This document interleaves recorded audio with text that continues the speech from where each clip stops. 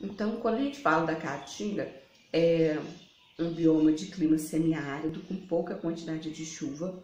Então, as plantas lá são adaptadas ao clima seco, possuem folhas com bastante quantidade de cera na sua superfície para evitar a transpiração, né? Lá a gente tem mandacaru, xique-xique, né? Que são plantas adaptadas a esse clima. Os arbustos normalmente têm espinhos e perdem as folhas para sobreviver à época da seca. Sem contar também que os rios da Caatinga também secam durante o período da seca. Nós ainda encontramos no Brasil as matas de cocais, e que estão entre a Caatinga e a Amazônia, onde predomina a vegetação do babaçu e da carnaúba, tá? E essas sementes, né, são usadas na produção de óleos, tá?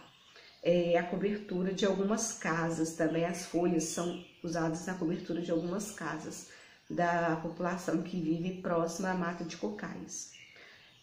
Também, agora, a gente descendo um pouquinho, né, indo para a região lá do Pantanal, que é o bioma que está mais em alta hoje nas notícias, por causa, infelizmente, das queimadas. O Pantanal fica na região do Mato Grosso do Sul. O Pantanal, ele é um bioma que, em algumas épocas do ano, ele deveria ficar alagado e outras épocas do ano ele fica mais seco. É uma vegetação muito variada, porque possui aspectos de cerrado, de pampas e de floresta, dependendo da região do Pantanal. Tem uma exuberante vegetação, né, com árvores muito lindas e grande quantidade de animais, que novamente, como eu já comentei com vocês, vem sofrendo muito com as queimadas. E o último bioma são os manguezais, né? São aquela região de transição entre a água doce e a água salgada. Então, o solo próximo a essa região é chamado de manguezal.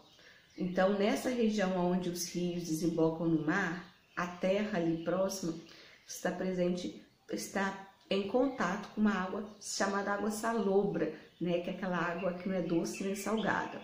E nessa região, a vegetação é formada por arbustos, né?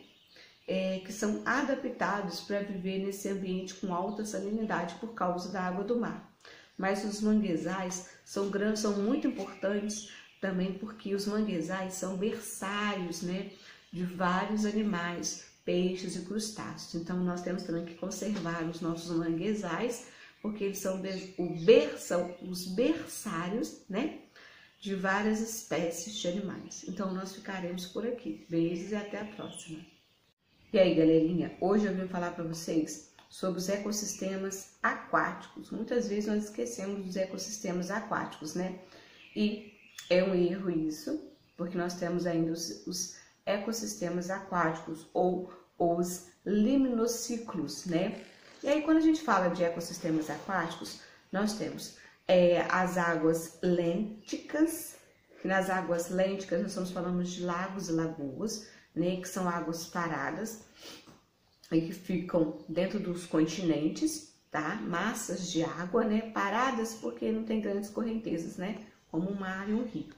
Então a gente tem, dividindo as zonas de um lago, né, nós temos a zona litorânea, a parte da periferia do lago, que é mais ricamente habitada, ou seja, a gente encontra mais espécies de peixes, de plantas e de anfíbios. Aí depois, na região mais central do lago, até onde vai a luz, até onde a luz do sol consegue penetrar nesse lago, que é rica em plânctons. O que são plânctons? No plâncton nós temos os fitoplânctons, né, que são algas microscópicas que realizam fotossíntese, e nós temos o zooplâncton, que são protozoários e microcrustáceos que ficam na água, tá? E no lago ainda a gente tem a zona profunda, que são as regiões onde a luz do sol não consegue penetrar. E aí fica tudo escuro. Se fica escuro, ali não existe organismos que realizam fotossíntese. Por quê? para fazer fotossíntese, mas dentro da água, Sheila, as algas microscópicas são fotossintetizantes, mas lá nas regiões, na zona profunda dos lagos, não chega luz, e se não chega luz, você não vai encontrar essas algas. E aí nós temos um dos lagos mais profundos do nosso planeta. Nós temos um lago na África que se chama Tanganyika. Desculpa a minha pronúncia, já peço desculpa de uma vez, tá? E ele tem 1.449 metros de profundidade, então é um dos lagos mais fundos, tá? Tem um outro na Sibéria que chega a ser mais fundo do que esse, que tem 1.754 metros de profundidade. Então, esses lagos são os lagos mais profundos que nós temos no nosso planeta. Aí a gente também tem que lembrar que quando quando eu falo para vocês de lagos, né, são esses três. São essas três zonas: a zona da periferia, a zona da parte da água central do lago e a parte onde a luz solar não chega.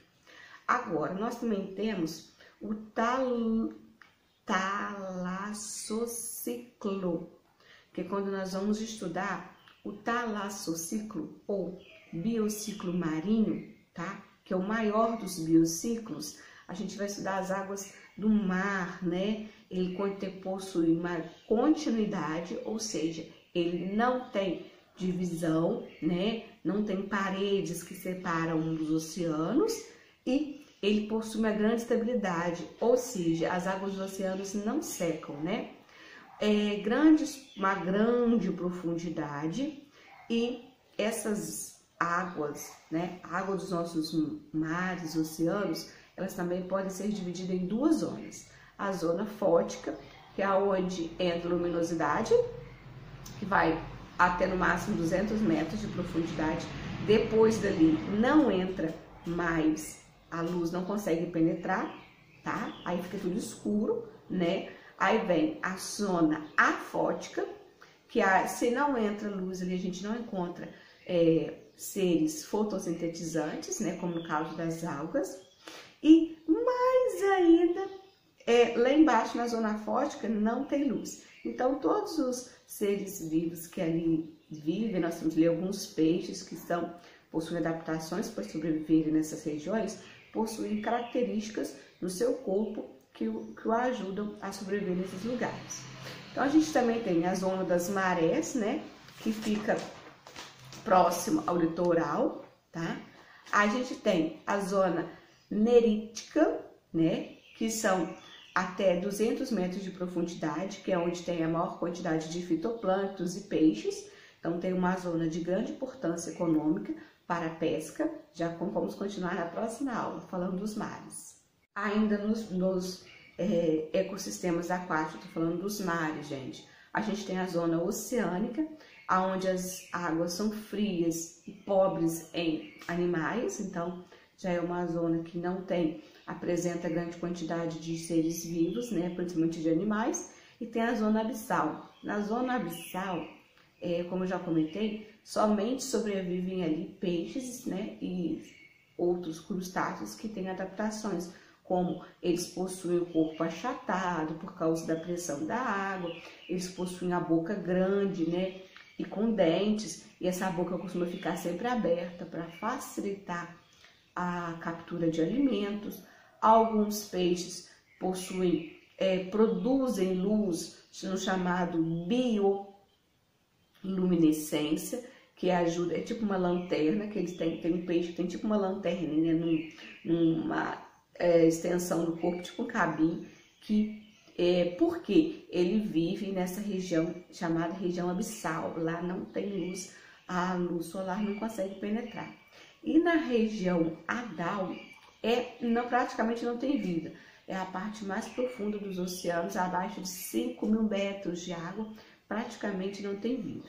E a gente tem nos oceanos algumas regiões que é onde tem as chamadas correntes de ressurgência. Essa corrente de água faz com que a água de baixo venha para cima e traga os nutrientes para a superfície. E quando a gente fala de seres vivos que vivem na água, nós temos algumas classificações. Por exemplo, o plâncton, né, como eu já falei para vocês, que nós temos os fitoplânctons, que são principalmente as algas microscópicas fotossintetizantes, e os zooplânctons, né, que são microcrustáceos que ficam na água. E esses são os plânctons, né, seres flutuantes, ou seja, que não conseguem nadar contra a maré, né? Eles são levados pela correnteza.